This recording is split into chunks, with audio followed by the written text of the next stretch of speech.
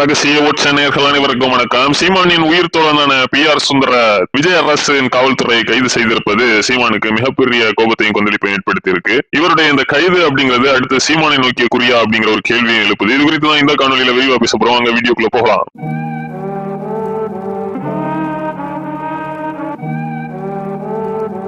கடந்த திமுக ஆட்சியில இருந்தே தங்களுக்கு பிடிக்காதவர்கள், தங்களுக்கு எதிர்த்தரப்பில் இருப்பவர்கள், தங்களுடைய தலைவர்களை விமர்சிப்பவர்கள் அப்படின்ட்டு ஒருவரையும் விடாம கைது செய்யற பழக்கம் அப்படிங்கிறது ஆளுங்கட்சிக்கு வந்துட்டு அப்படிங்கறத கண்கூடாவே பார்க்க முடிஞ்சு. அதன் உதாரணமாக கடந்த ஆட்சியில நாம் தமிழர் கட்சியின் கொள்கை பரப்பு செயலாளர் சாட்டை துரைமுருகன் அவர்கள் கைது செய்யப்பட்டு ஓராண்டுகள் வரை சிறைக்குள் தள்ளப்பட்டிருந்தாரு. அதே மாதிரியான ஒரு கைது நடவடிக்கை அப்படிங்கிறது இப்ப தவக ஆட்சி காலத்திலயுமே நடந்துட்டு தான் இருக்கு. அதுலயும் உச்சபட்சமாக எதிர்க்கட்சி தலைவர் உதயநிதி ஸ்டாலினையே கைது செய்து முதல்வர் விஜய் அவர்கள் நான் முன்னாள் முதல்வர் ஸ்டாலினை விட மாசான ஆளு, என்னை எதிர்க்கிறவர்கள் யாரா இருந்தாலும் கைது செய்து அவர்களை ஒண்ணும் இல்லாம செஞ்சிடுவேன் ஒரு மெசேஜ் சைலண்டா அனைவருக்குமே கொடுத்துட்டாருன்னு தான் சொல்லணும். அந்த வகையில இப்போ பிரபல தொழிலதிபரும் தீவிர விஜய் எதிர்ப்பாளரும் நாம் தமிழர் கட்சியின் தலைமை ஒருங்கிணைப்பாளர் சீமான் அவர்களின் உயிர் தோழருமான PR சுந்தர் அவர்கள் இன்றைய தினம் பெங்களூர்ல போய் தமிழ்நாடு காவல்துறையினர் அவரை கைது செய்திருக்காங்க. பெண் செய்தி வாசிப்பாளருக்கு பாலியல் தொல்லை கொடுத்தது மற்றும் அவருக்கு மிரட்டல் விடுத்த புகாரின் அடிப்படையில் அவர் கைது செய்ததாக சொல்லப்பட்டாலும் இது ஒரு அரசியல் பழிவாங்கல் நடவடிக்கை அப்படிங்கிற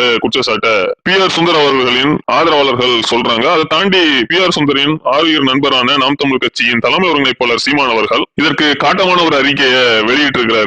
அந்த அறிக்கையில உண்மைக்கு புறம்பாக தொடுக்கப்பட்டிருக்கக்கூடிய வழக்கை வைத்து என்னுடைய நண்பர் PR சுந்தரை கைது செய்திருக்கக்கூடிய நடவடிக்கையை தவக அரசு உடனடியாக விடணும் அப்படிங்கிற ஒரு கோரிக்கையும் வச்சிருக்கிறாரு.